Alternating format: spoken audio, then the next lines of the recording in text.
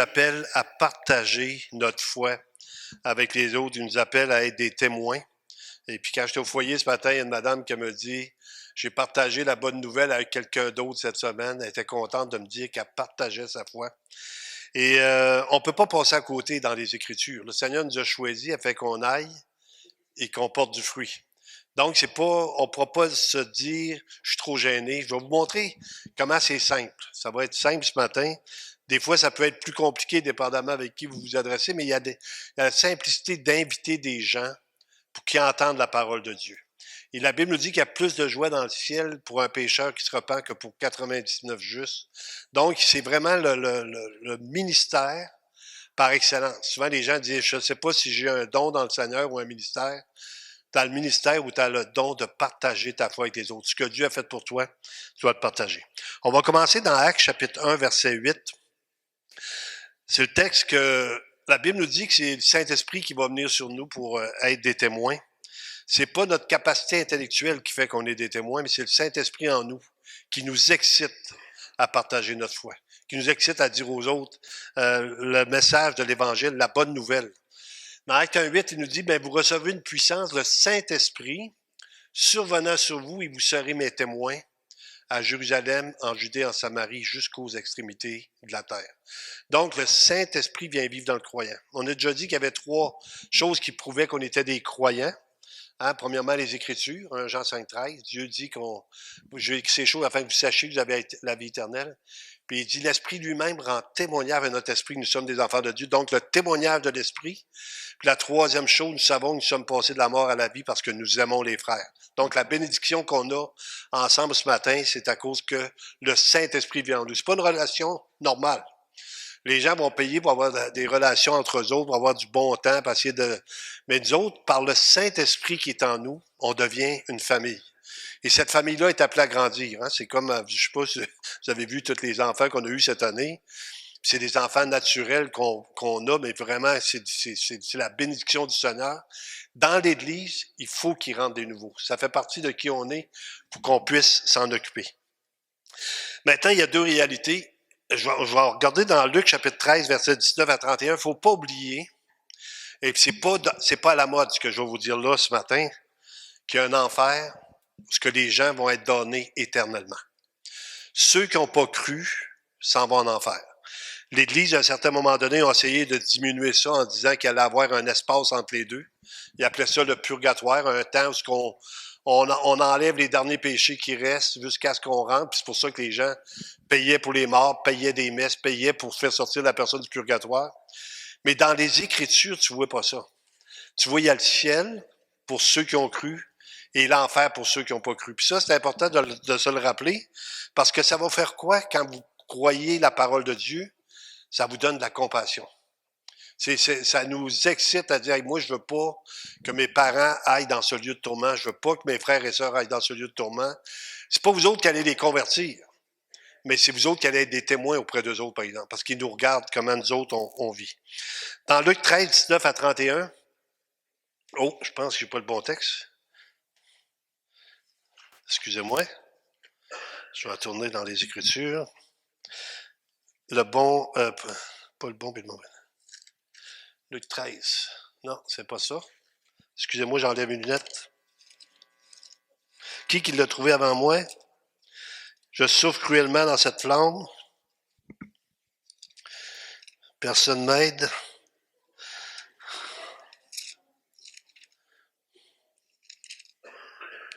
OK, c'est Luc 16.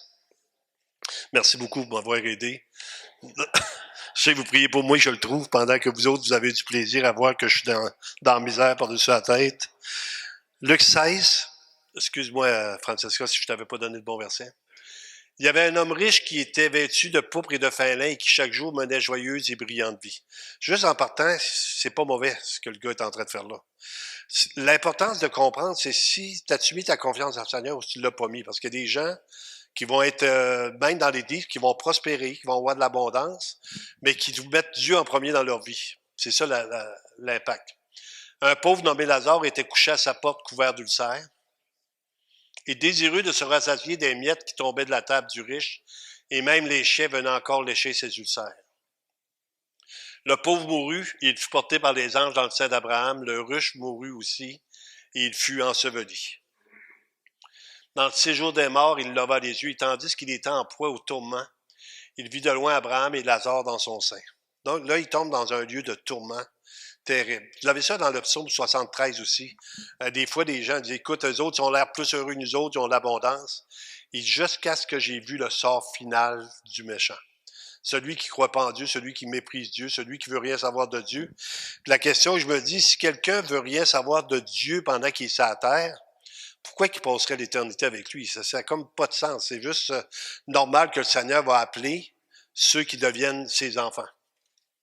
Donc, il s'écria, Père Abraham, aie pitié de moi et envoie Lazare pour qu'il tremble le bout de son doigt dans l'eau et me rafraîchisse la langue car je souffre cruellement dans cette flamme. Moi, j'ai déjà ri de ça, l'enfer, pendant longtemps, jusqu'avant que je me convertisse. Savez-vous la pensée qu'on se disait, nous autres, à l'hôtel, dans le temps, on se disait, moi, j'aime mieux aller trouver mes chums en enfer, on va avoir bien plus de fun que cette place plate-là qu'est le ciel. Ça, c'est la pensée du monde. Quand je me suis converti, la première chose que Dieu m'a montré, c'est l'enfer. Comment c'est un lieu de tourment terrible pour ceux qui n'ont pas cru. J'étais en action de grâce, en louange, jusqu'à aujourd'hui, ça fait 39 ans, de remercier le Seigneur de m'avoir sorti de ce lieu terrible où ce que je m'en allais. Pas parce que j'étais pire que les autres, mais parce que j'avais pas la foi dans le Seigneur Jésus. Fait que s'il nous explique le lieu de tourment, et ce lieu de tourment-là est réservé pour tous ceux qui ne croient pas. Donc, quand vous partagez votre foi, vous dites aux gens de venir au Seigneur, il faut réaliser que ces personnes-là, sans Christ, sont perdues pour l'éternité. C'est vraiment un point de repère.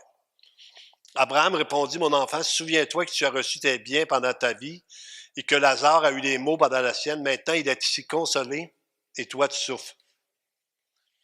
D'ailleurs, il y a entre nous et vous un grand abîme afin que ceux qui voudraient passer d'ici vers vous ou de là vers nous ne puissent le faire. Le rive dit, je te prie donc, Père Abraham, d'envoyer Lazare dans la maison de mon père, car j'ai 5 frères. C'est comme si d'un coup sec, dans sa souffrance, sachant que lui ne peut pas en sortir, et il faut que les autres au moins se convertissent. Ça n'a pas de bon sens que mes frères viennent souffrir avec moi dans ce lieu-là. Et là, il va le faire d'une façon vraiment, je pense, sincère. Il souffre.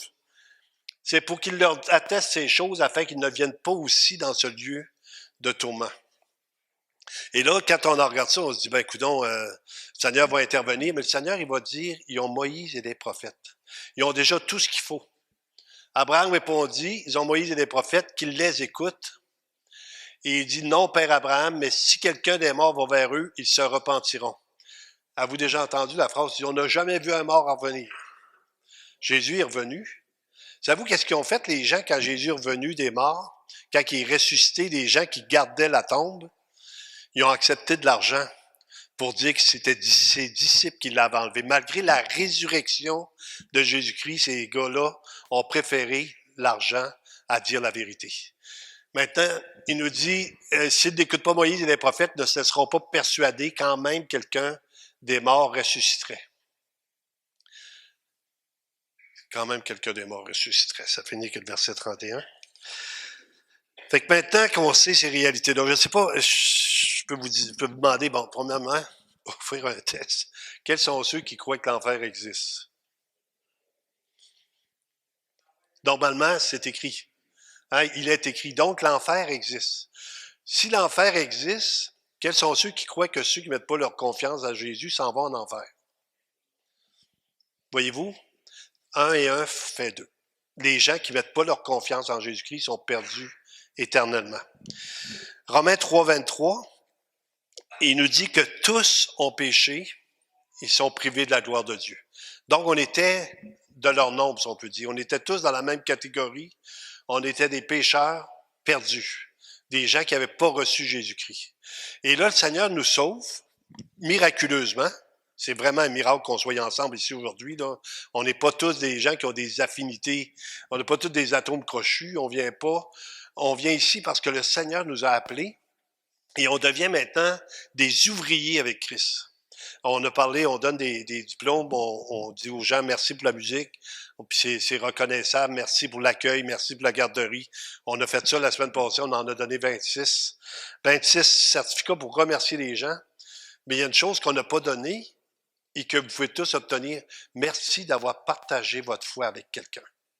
Et ça, c'est vraiment votre rôle prioritaire pendant que vous êtes sur cette terre avec les gens qui sont autour de vous.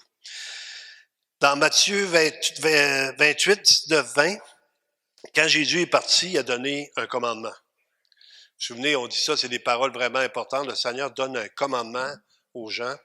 Il dit, allez, faites de toutes les nations des disciples, baptisez-les au nom du Père, du Fils et du Saint-Esprit, et enseignez-leur à observer tout ce que je vous ai prescrit. Donc, le commandement du Seigneur, peut-être la place la plus importante de sa vie, à la fin de sa vie, il nous donne un commandement.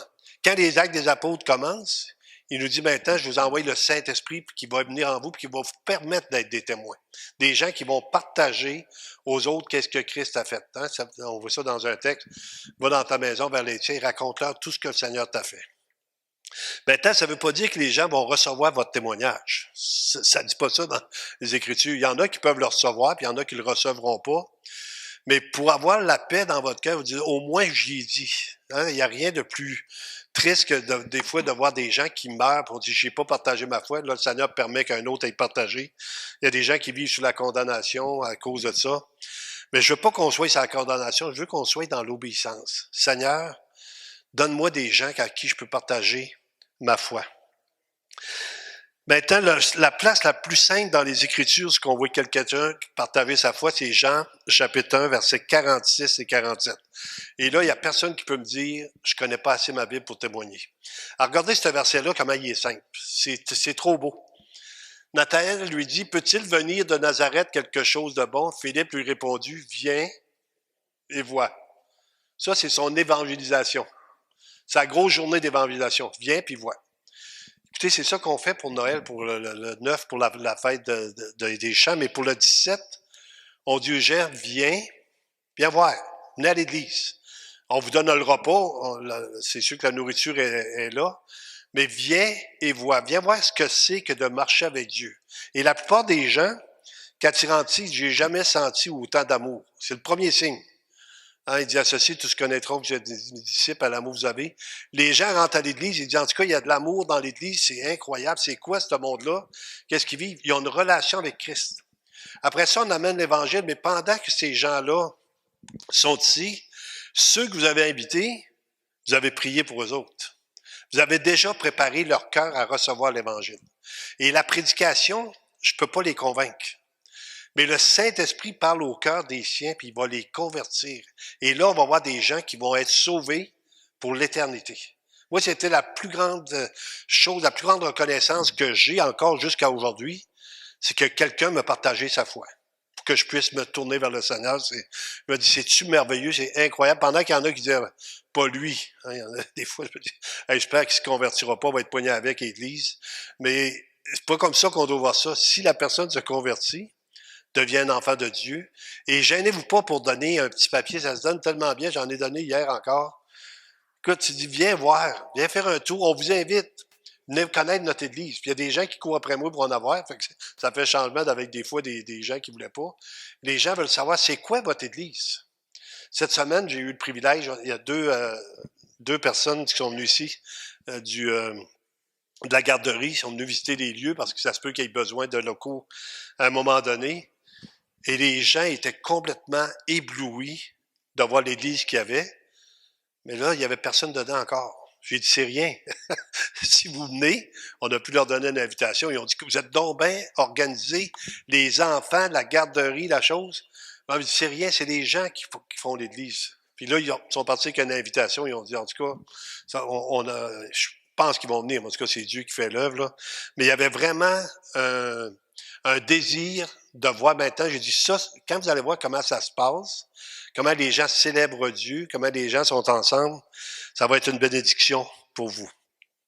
Donc, viens et vois. Est-ce que c'est compliqué de dire, de donner ça à quelqu'un, de dire, viens à notre église dimanche, le 17, on fait une grosse fête de Noël, vous êtes les bienvenus. Est-ce que vous pensez que c'est compliqué? Si vous connaissez-vous quelqu'un que vous pouvez y faire un cadeau? C'est un cadeau qu'on fait. On invite les gens pour 2 choses, 3 choses. Il va y avoir la musique qui va être une bénédiction. il va y avoir le spectacle qui va être une bénédiction, il va y avoir la nourriture qui va être une bénédiction. On est en train de planifier pour plus de gens. On a commandé des choses que je vous dis pas pour pas vous attirer, pour que vous mangez d'avance. On veut juste vous dire qu'il manquera de rien à l'Église et ça va être un temps où les gens vont dire Dieu est parmi eux. C'est ça qu'on veut, que les gens reconnaissent que Dieu est parmi nous, comme disait Pasteur Jérôme tantôt, parmi nous, hein, quand il parlait des chats.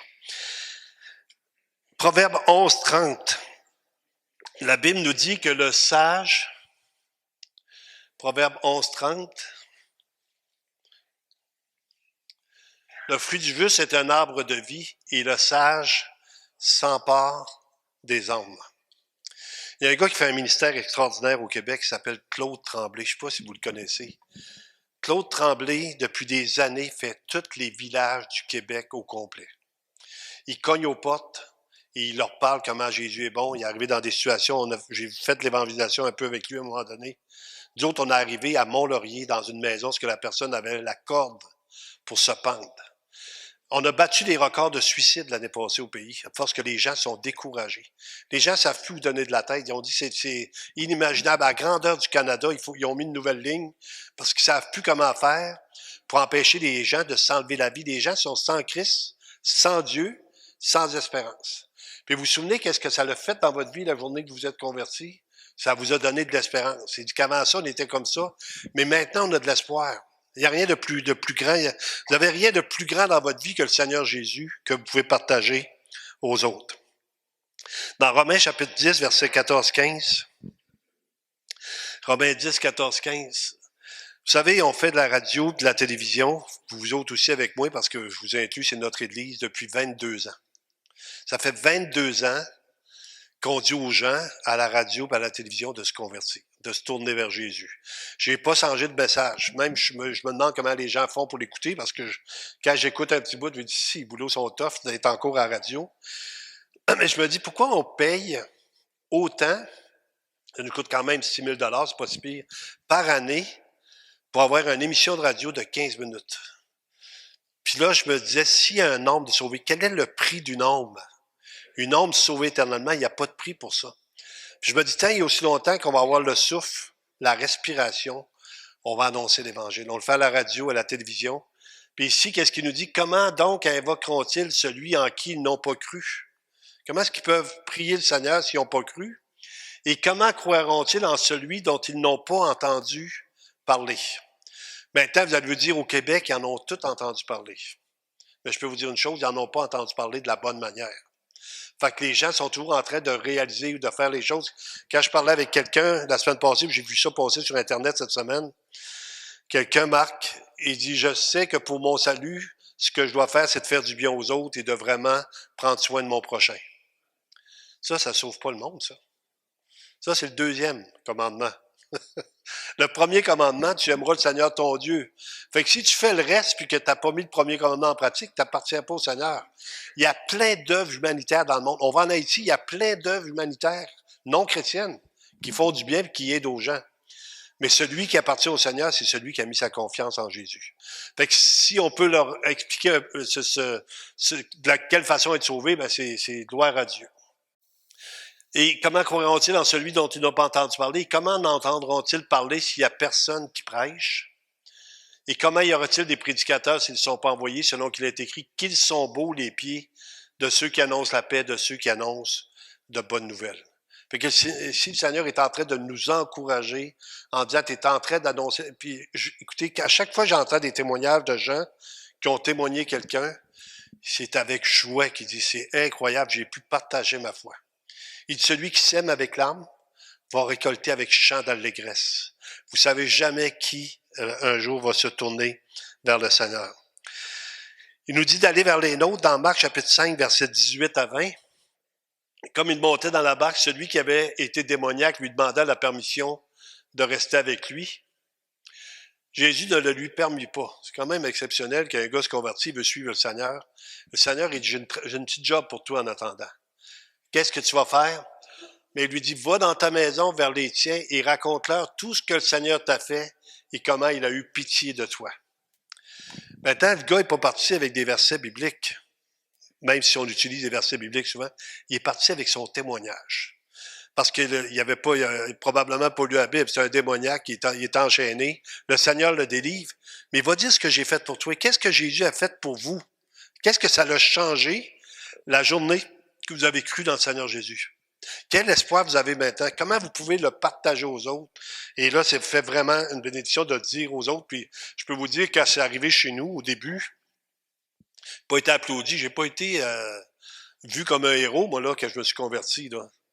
On disait, il y en a qui m'ont dit, on t'aimait bien mieux avant. On se sentait moins coupable quand on te voyait. Là, on se sent coupable de te voir. Mais ça a changé jusqu'à ce que, aujourd'hui, je regarde la différence. Mais ça prend des années à être là pour être des témoins pour notre propre famille. C'est votre mission, 1 Pierre 2, 9 à 12. Puis je regarde encore des textes bibliques, puis je me dis, il n'y a pas un endroit où ce que le Seigneur nous dit de garder ça pour nous. Quand on a fait le collège biblique des années, moi c'était des années 87-88, il y en a plusieurs qui étaient pas au monde dans ce temps-là, mais on faisait ça s'appelait Formation Timothée, au Collège biblique Québec. Et qu'est-ce qu'il nous disait? Vous allez rester dans vos églises pour vous impliquer, pour être des témoins. Vous allez vous occuper d'une réunion de prière, vous allez faire ci, vous allez faire ça. Il appelait ça des crédits de gens impliqués. Parce que ceux qui se retirent juste pour étudier la Bible, perdent le sens de la valeur des êtres humains à côté. On doit rester auprès d'eux autres pour pouvoir savoir leurs besoins. Puis ici, il nous donne une consécration dans 1 Pierre. Il nous vante, il nous fait un éloge de qui on est devenu. Hein, avant, on était comme ça, maintenant, on est comme ça. Il dit, vous, au contraire, vous êtes une race élue. Quand même toute une bénédiction de savoir que Dieu nous a choisis avant la fondation du monde. Et là, des gens disent, comme ça donne rien de témoigner, le Seigneur connaît les siens. Mais ça donne rien d'être obéissant comme ça, parce que Dieu nous demande, vu qu'on les connaît pas, d'amener l'Évangile aux gens autour de nous. Vous êtes une race élue, un sacerdoce royal, une nation sainte, une nation mise à part. Hein, quand on a déjà vu qu'un saint, c'est pas quelqu'un de parfait, c'est quelqu'un qui est mis à part. Vous êtes une nation consacrée à l'œuvre de Dieu, un peuple acquis. Et voyez-vous ce qu'il nous dit après, afin que vous annonciez les vertus de celui qui vous a appelé des ténèbres à son admirable lumière. Il vous dit exactement votre rôle. Il est en train de vous donner votre ministère. Il est en train de vous dire, voici maintenant ce que vous devez faire auprès de ceux qui sont près de vous, ceux de vos voisins, de vos voisines, de ceux qui sont là à côté. Il dit, vous qui autrefois n'étiez pas un peuple et qui maintenant êtes le peuple de Dieu, vous qui n'aviez pas obtenu miséricorde et qui maintenant avez obtenu miséricorde. Dans les Écritures, souvent, ils vont dire, parce qu'elle a aimé beaucoup, il a été beaucoup pardonné, ou le sens, pour montrer que plus que tu réalises dans quel état que tu étais, tu as beaucoup plus de reconnaissance envers Dieu de ce qu'il a fait pour toi. Maintenant, on est tous perdus, fait que c'est pas compliqué, on devrait tous avoir cette reconnaissance-là envers Dieu. Il nous dit dans le 2 Corinthiens 5, 11, qu'on est des ambassadeurs. On en voit passer présentement à la télévision des ambassadeurs, des gens qui représentent leur pays, comme là, le conflit entre le Hamas, la bande de Gaza, Israël, là, il y a des ambassadeurs qui parlent, représentent leur côté. Nous, on est des ambassadeurs de Christ. Il n'y a pas une position plus élevée dans le monde que ce que vous êtes en tant que croyant. Moi, ça m'impressionne. Je regarde ça, je me dis, Seigneur, j'étais un petit clin dans le coin, puis je viens des hauteurs, puis ci, puis ça. Non, non, tu es un ambassadeur. Dieu me donne un titre pour que je devienne un proclamateur du royaume que je sers. Donc, chacun d'entre nous, on a le même titre. À différents niveaux. C'est le danger, en vous parlant ce matin, c'est que vous preniez un fardeau. Puis ça, je veux pas que ça soit ça. Moi, je veux juste qu'on réalise qu'est-ce que Dieu nous appelle à faire et que Dieu vous dit, priez le matin, Seigneur, mets quelqu'un sur mon chemin. Moi, ça a donné la semaine passée, il y a quelqu'un qui vient me livrer une souffleuse. C'est sûr que s'il rentre dans le cours chez nous, il est chez nous. Il aurait pu livrer la souffleuse sur le voisin, mais il vient livrer la souffleuse. Fait que j'ai une occasion d'y partager ma foi, de l'inviter. Il y en a un autre qui trouve que mon char est beau, il me suit dans ma cour. Je reste surpris, hein, il se parque à côté de moi. Ben, s'il vient dans ma cour, c'est parce qu'il faut qu'il vienne à l'église. Je vais l'inviter. Il court après moi. Je ce que je fasse. Il est rendu dans ma cour, chez nous encore. Mais là, je me dis, c'est une occasion. Je donne ah ben, justement, si t'es là, ça doit être pas pour rien. C'est parce que Dieu veut que tu viennes à notre église. On a quelque chose le 17. Puis on le fait, on pourrait inviter à toutes les semaines. Mais là, on se donne un air d'aller pour que cette journée-là soit mémorable dans notre vie. Il y a des journées qui sont mémorables. Cette journée-là, quand on était en Afrique, j'ai vu des dizaines de personnes lever leurs mains pour prendre une décision pour le Seigneur. Mais ici, on ne s'attend pas à un réveil national. Mais si l'Église est pleine et qu'il y a des gens, s'il y a une seule personne qui se convertirait, pour moi, je m'en vais chez nous, je loue le Seigneur jusqu'à minuit s'il faut, pour remercier Dieu pour cette personne-là. C'est un homme qui est délivré de l'enfer éternellement. 11, 2 Corinthiens 5, 11, ça nous dit, «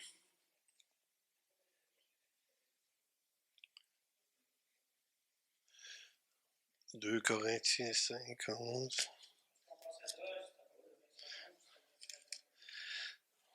On l'a dessus, 2 Corinthiens? Attendez un petit peu, je tourne dans ma Bible.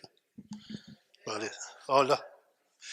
Je te dis, quand je tourne dans ma Bible, je te dis, Francesca, se dépêche pour que... Parce que pour elle, c'est une compétition, il faut qu'elle gagne. Fait qu'elle fait semblant de me niaiser un petit peu, puis quand je suis pas arriver de clic, elle met en avant. Connaissant donc la crainte du Seigneur, qu'est-ce que ça veut dire, ce connaissant la crainte du Seigneur? Sachant que les gens vont avoir le jugement de Dieu sur leur vie, connaissant la crainte du Seigneur, nous cherchons à convaincre les hommes. Sachant que les gens qui sont autour de nous sans lui. Écoutez, j'ai toujours la bénédiction, vous connaissez toutes mes histoires, ça fait 30 ans que je suis pasteur à Montjoly. Mais pour ma sœur, à la fin de sa vie, c'était vraiment spécial quand même la relation qu'on avait. C'était ma sœur qui me défendait contre mes frères à l'époque. Et puis, elle combattait vraiment. Et là, tout le monde est en train de faire un éloge auprès d'elle. En tout cas, t'es une battante, t'es ci, t'es ça. Puis là, on lui donnait même des paroles spéciales pour dire la force est en toi, puis tout ça. Puis à un moment donné, elle les a regardées. Elle dit, je n'ai pas de force en moi, je vais mourir. Puis c'est là qu'elle m'a regardé, j'étais au bout du lit. Hein, on fait toujours attention pareil. Elle dit, Clermont, as-tu quelque chose d'encourageant à me dire? Parce que là, je vais partir. Et là, j'ai juste parlé des Écritures. Dieu avait pris un temps, c'était son temps à elle. Et la journée qu'elle a mis sa confiance en Jésus, avec 42 ans, 42 ou 44, complètement transformée dans son lit d'hôpital. C'était plus la même. On parle d'une autre personne. On parle d'un miracle.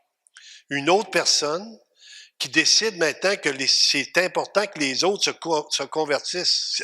Pour elle, là, il me reste peut-être une journée, 2 jours, 3 jours. Fait qu'elle fait venir son ex-mari, elle fait venir son nouveau conjoint, puis elle prend par la main, elle dit, il faut que vous acceptez Jésus. Ici, Boulot n'a pas eu beaucoup d'enseignements. Elle est juste dans son lit d'hôpital en train de mourir, mais elle est concernée déjà par les autres. Parce que c'est ça qu'elle avait dit à l'infirmière, pour ceux qui connaissent l'histoire. Elle a dit, moi, j'ai eu le temps de me préparer, mais ça ne sera pas donné à tout le monde. Elle est consciente de la perdition des gens pendant qu'elle n'a jamais venu à l'Église pour entendre l'Évangile. C'est comme si Dieu lui a révélé cette partie-là. Et nous autres aussi, on doit être conscients de la perdition des gens. Donc, connaissant donc la crainte du Seigneur, nous cherchons à convaincre les hommes. Dieu nous connaît, et j'espère que dans vos consciences, vous nous connaissez aussi. On va continuer les versets. Essaye encore de me piéger.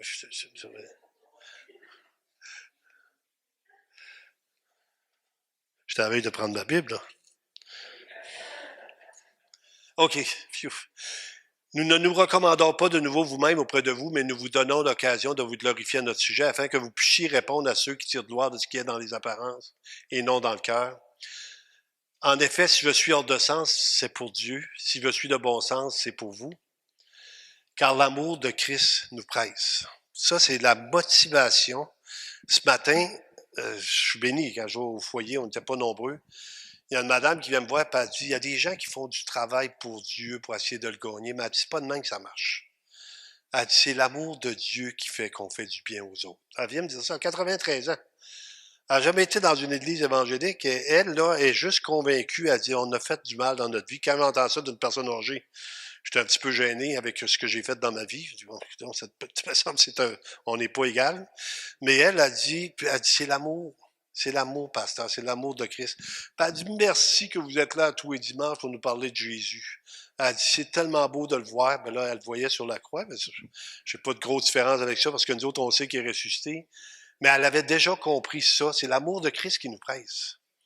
Il dit, parce que nous estimons que si un seul est mort pour tous, tous donc sont morts. Et qu'il est mort pour tous. Et là, il nous donne encore, il nous parle encore. Écoutez, quand on se convertit, il ne faut pas juste penser qu'on se convertit pour nous-mêmes pour aller au ciel. On se convertit parce que Dieu a besoin de nous. Il veut nous utiliser pour sa gloire. Afin que ceux qui vivent ne vivent plus pour eux-mêmes, mais pour celui qui est mort et ressuscité pour eux. Maintenant, on ne vit plus pour nous. C'est plus notre objectif principal. Qu'est-ce que je veux faire de ma vie? Comment je veux m'épanouir dans ma vie? C'est plutôt, Seigneur, qu'est-ce que tu veux que je fasse pour que ton royaume avance? Seigneur, à qui tu veux que je partage ma foi pour que quelqu'un puisse avoir la même bénédiction que j'ai? Et ici, dès maintenant, nous ne connaissons personne selon la chair. Et si nous avons connu Christ selon la chair, on l'a tout connu avant selon la chair. On a été enseigné dans la religion. Maintenant, on ne le connaît plus de cette manière. Si quelqu'un est en Christ, il est une nouvelle créature. Les choses anciennes sont passées. Voici, toutes choses sont devenues nouvelles. Et tout cela vient de Dieu qui nous a réconciliés avec lui par Christ et qui nous a donné le ministère de la réconciliation. Puis là, je vois tous les gens qui disent, ben, je suis pas capable. Je me sens pas à la hauteur. Je sais plus quoi dire. Moi, ça me dérange pas. Savez-vous pourquoi? Parce que c'est pas vous qui allez convertir les gens, c'est le Saint-Esprit qui va parler à leur cœur. Donc, peu importe mon incapacité, peu importe mes manquements, ma façon d'être, que je suis pas toujours à la hauteur, le Seigneur va travailler la vie des gens par son Saint-Esprit. Et quand il touche une personne, il peut pas résister. Il appelle ça l'appel irrésistible. C'est tellement solide dans notre vie qu'on peut plus dire non à Dieu. Moi, je l'ai vécu en 84. Quand que le Seigneur est intervenu, j'avais juste hâte de dire oui, peux-tu lever ma main? Il y aurait eu 5000 personnes. J'aurais couru en avant pour accepter Jésus parce que j'avais eu la révélation que j'étais quelqu'un de perdu. Il y avait plus d'obstacles. Mais c'était le Saint-Esprit qui avait agi dans mon cœur. Et compter sur lui, on va le voir tantôt avec un autre texte. Car Dieu est en Christ réconciliant le monde avec lui-même en n'imputant point aux hommes leurs offenses. Et il a mis en nous la parole de la réconciliation. Verset 20. Nous faisons donc les fonctions d'ambassadeurs pour Christ comme si Dieu exhortait par nous. Nous vous en supplions au nom de Christ, soyez réconciliés avec Dieu. L'apôtre Paul prenait ça tellement à cœur qu'à un moment donné, je voudrais être anathème pour mes frères. Il voulait tellement que les gens connaissent le Seigneur, puis le mot anathème veut dire maudit de Dieu, pour que les gens autour de moi puissent le connaître. Le Seigneur ne fera pas ça, il ne t'enlève pas pour en mettre un autre. Mais ici, il y avait cette bénédiction-là. Celui qui n'a point connu le péché, il l'a fait devenir péché pour nous, afin que nous devenions en lui justice de Dieu. Et le chapitre 6, verset 1. Puisque nous travaillons avec Dieu. Ça vient nous enlever toute une épine de réussir. Puisque nous travaillons avec Dieu, nous vous exhortons à ne pas recevoir la grâce de Dieu en vain. Donc, la grâce de Dieu est sur vos vies. On va terminer avec deux textes. Jean 15, 5. Jean chapitre 15, verset 5. Il va nous dire que sans lui, on ne peut rien faire. Donc, notre requête, ce qu'on fait le matin quand on prie, on dit, Seigneur, j'ai besoin de toi dans cette situation-là. Seigneur, je veux pas y aller par ma force, parce que le pasteur m'en a parlé, puis là, je me sens coupable, je me sens obligé. Je veux y aller juste parce que toi, tu me le demandes. Puis je sais que si tu me le demandes, tu vas être avec moi, parce que c'est ta volonté. On cherche la volonté de Dieu. Donc, j'ai trouvé ta volonté. Le disciple voulait nécessairement celui qui demeure en moi et en qui je demeure porte beaucoup de fruits, car sans moi, vous ne pouvez rien faire de ce que Dieu veut accomplir dans la vie des gens. On pourrait rajouter ça au verset, c'est le Seigneur qui va le faire. Et dans Jean 16, versets 7 à 11, puis moi, c'est tellement reposant. Écoutez, j'essaie de vous dire, je n'étais même pas l'Évangile, c'est pas un fardeau, parce que je sais que si je peux pas sauver les gens. J'ai déjà dit à l'Église, je peux pas perdre les gens, ils sont tous perdus. Je peux pas les sauver parce qu'il y a juste Dieu qui sauve. Fait que pour moi, j'ai pas de fardeau. Je fais juste dire, Seigneur, si tu veux m'utiliser, ouvre-moi une porte. Donc là, on tombe dans si on peut dire, dans la liberté. Seigneur, donne-moi de témoigner quelqu'un dans la rue la semaine passée. Et puis, je suis tout content de le voir. C'est quelqu'un qui végète un peu dans la place. Je vais lui donner une invitation. Ah, non, il dit, moi, je ne vais pas à cette place-là. Mais là, je dis, Seigneur, c'est son choix. Mais je suis pas parti avec un fardeau, Seigneur, j'ai-tu mal fait ma job, j'aurais pas dû y parler. Non, mais c'est son choix. Ça demeure leur choix, mais si j'invite pas, ça demeure ma responsabilité. Donc, j'invite et ils font ce qu'ils veulent avec ce qu'on va donner comme invitation. Jean 16, 7. Cependant, je vous dis la vérité, il m'est avantageux que je m'en aille. Donc, le Seigneur nous laisse, mais il ne nous laisse pas seuls. On ne parle pas beaucoup du Saint-Esprit, mais le Saint-Esprit, Jésus et Dieu, c'est le même Dieu. Un seul Dieu en trois personnes. Et c'est lui qui nous convainc, c'est lui qui nous parle, c'est lui qui nous enseigne. Le rôle du Saint-Esprit est majeur dans une église.